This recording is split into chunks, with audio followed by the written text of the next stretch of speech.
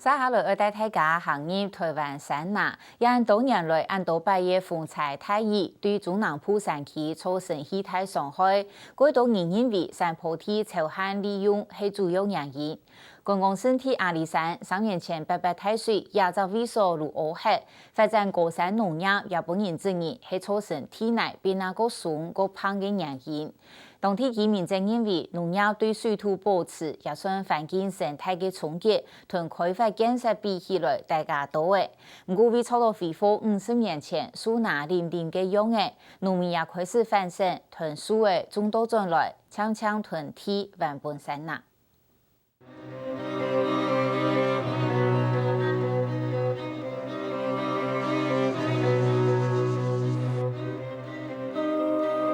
前白風災，連山落嘅3年的太熱，害阿里山天氣動動嘅蔬菜並講錄音。內沙天天太熱，當日真無害，河巴帶變高變發，河岸上的土地沒流失咧，造成地形地貌改變的主要原因。人工嘅山排利用到鐵木砍慘嘅。因為我們種茶大概有30年的歷史了，這個區塊，30年前這個地方，你隨便看都是樹林，啊。比如說，我們今天也就走幾個河床和曾文溪，以前不到河底還不知道這個是溪流，啊，現在是遠遠就看到這是溪流了。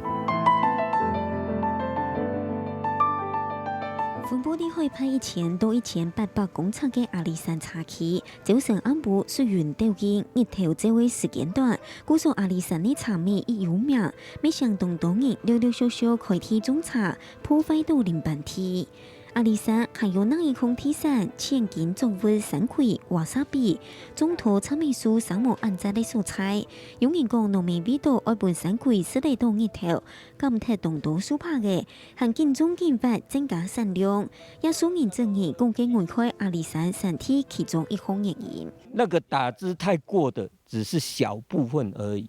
並不是說多數的農民都這樣。你像八風災那個時候崩塌地裡面有種山葵，受到崩塌影響的還不到2公頃，他沒有把自己的農地顧好，沒有把水土保持做好，那多少是會有點影響，這是不可否認的。種菜啊，種山葵也得唔係重要，而且水土保持也得我看唔好。當然都漸歸天咯，啊，佢假使講歸天冇辦法嚟發出直接就拿產出台，這樣會錯的。除咗農業開發，影響環境生態嘅還有開發建設。民國71年通查嘅阿里山公路，為當地帶來一片的交通同觀光遊客。唔過路一邊嘅居民認為，開公路嘅破壞比高山農業還加大。我小的時候，這一條河川哈。它以前最多大概是30米左右啦，有很多原因為什麼會這樣。第一個我們到這邊盡量種一些經濟作物，後來就是開公路，為了讓我們的方便，就無形中這個地貌哈，完全就是有改變哈。阿里山鄉由於道路一邊嘅農民知道一下山啊正式係高度開發咧，故所家就開始鋤林，啲後建嘅土地上開始種樹誒，將係做樹片呢也一排嘅細樹誒，大概係我1年前種嘅，唔過將係有樹片也大概係一甲檔嘅土地上，一片種係我10年嘅樹誒，有家檔幾毛一條，一下唔但搶有斷水嘅功能，行家也做得預防土地本太水乾脫。現在政府現行的法令哈。在水土保持管理辦法上，有超過28度，它坡度超過28度哈，那就20%，那個就不能開發，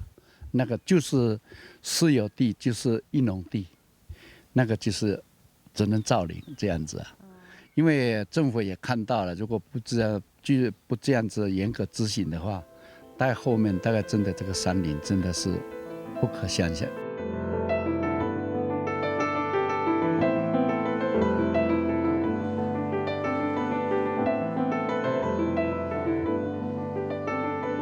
民国95年，政府推动国土保育计划，规定1500以上高海拔山区禁止多数位，还有位作物期限多位出种唔得，没奖励民间处理。按用开发多提高的台湾国土，就有好海有好料来滋养，好恢复生命力。